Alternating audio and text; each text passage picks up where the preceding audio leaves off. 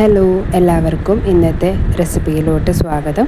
ഇന്ന് ഞാൻ ഉണ്ടാക്കാൻ പോകുന്നത് ഫിഷ് മസാലയാണ്. എല്ലാ ഫിഷ് പ്രേമികൾക്കും ഇന്നത്തെ എൻ്റെ റെസിപ്പി ഡെഡിക്കേറ്റ് ചെയ്യുന്നു.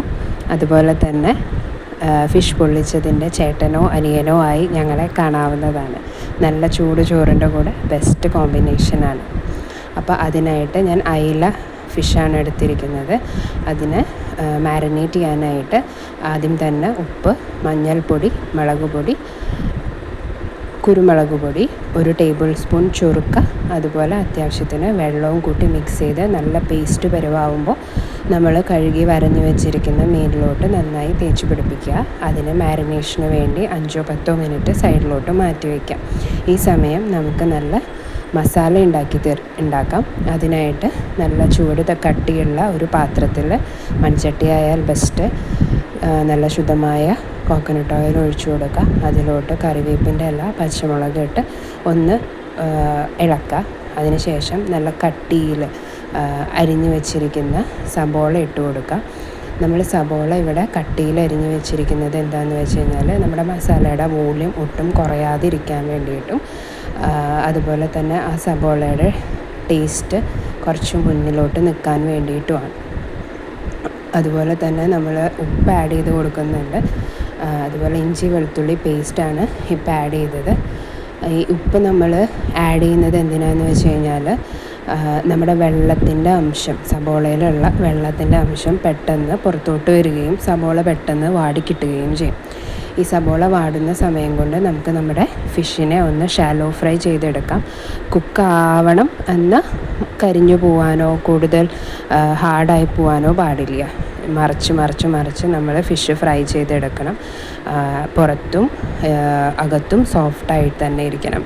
നമ്മൾ ചിലപ്പോൾ ഫിഷ് ഫ്രൈ ചെയ്യുമ്പം പുറം ഹാർഡായി പോകും. അപ്പോൾ ഹാർഡായ നമ്മുടെ മസാല ഒക്കെ കയറാനായിട്ട് കുറച്ച് പാടായിരിക്കും. അങ്ങനെ സബോള നമ്മുടെ ഒരുവിധം വാടി വരുമ്പോൾ അതിലോട്ട് കുറച്ചും കൂടി മഞ്ഞൾപ്പൊടിയും മുളക് പൊടിയും ആഡ് ചെയ്ത് നമ്മുടെ മസാല ഒന്നും കൂടിയും വഴറ്റിയെടുക്കുക. സബോള കരിഞ്ഞു പോവാതെ നോക്കണം. ജസ്റ്റ് വാടി ഒരു ട്രാൻസ്പാരൻറ്റ് ടെക്സ്ചറിലോട്ട് വന്നാൽ മതി. അങ്ങനെ സബോള അവിടെ വാടി ഒന്നായി മസാല ഒന്ന് മൂത്തു.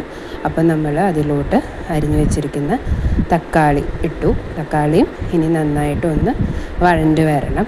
അപ്പം ഞാനിവിടെ തക്കാളി പെട്ടെന്ന് ഒന്ന് വഴണ്ട് കിട്ടാനും മസാല ഒരു കുഴമ്പ് പരുവാവാനും വേണ്ടിയിട്ട് ഞാനൊരു ഇത്തിരി ചൂടുവെള്ളം ആഡ് ചെയ്യുന്നുണ്ട്.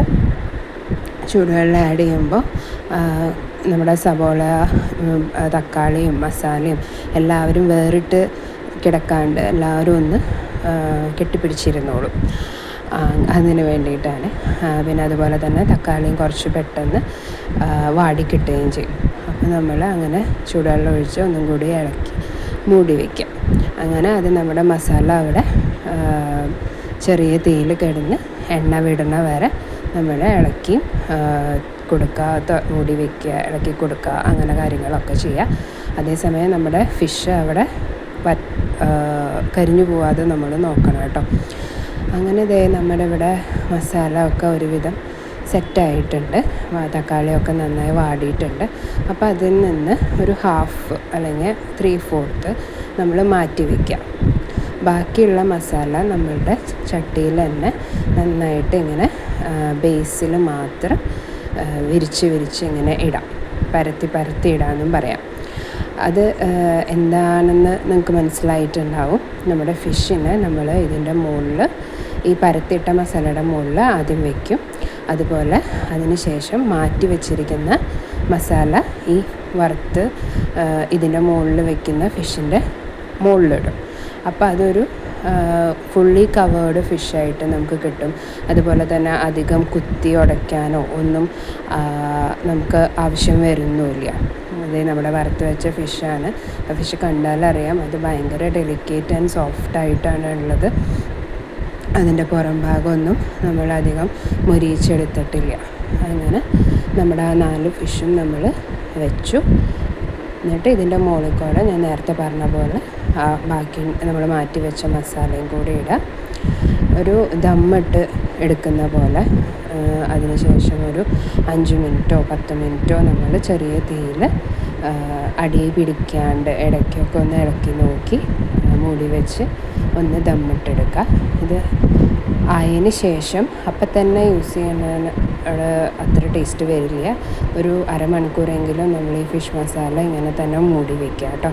അപ്പോഴാണ്, അതായത് തീ ഓഫ് ചെയ്തതിന് ശേഷം മൂടി വയ്ക്കുക. അപ്പോഴാണ് അതിൻ്റെ കുറച്ചും കൂടി ടേസ്റ്റും ഫിഷിലോട്ട് ഈ മസാലയുടെ ഫ്ലേവേഴ്സും ഒക്കെ ഇറങ്ങി നല്ലൊരു ടേസ്റ്റി ഫിഷ് മസാല നമുക്ക് കിട്ടുള്ളൂ.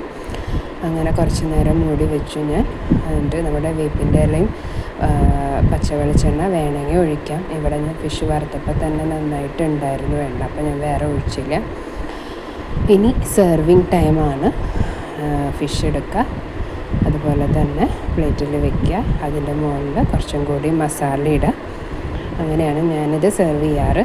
അപ്പോൾ നമുക്ക് എല്ലാവർക്കും മസാലയും കിട്ടും, മീനും കിട്ടും, മീനൊന്നും പൊട്ടിയും പോവില്ല. അപ്പോൾ നമ്മുടെ ഫിഷ് മസാല ഗംഭീരമായിട്ട് റെഡി ആയിട്ടുണ്ട്. നല്ല ടേസ്റ്റാണ്. എല്ലാവരും ട്രൈ ചെയ്ത് നോക്കണം.